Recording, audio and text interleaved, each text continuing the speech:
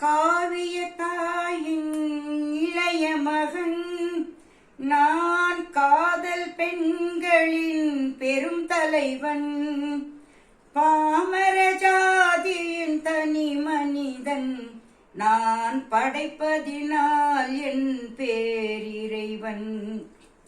மானிட இனத்தை ஆட்டி வைப்பேன், அவர் மாண்டு விட்டால் அதை பாடி வைப்பேன்.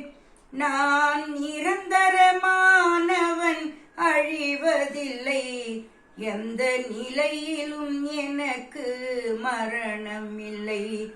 ஒரு கோப்பையிலே என் குடியிருப்பு, ஒரு கோலமையில் என் துணை இருப்பு, இசை பாடலிலே என் உயிர் துடிப்பு.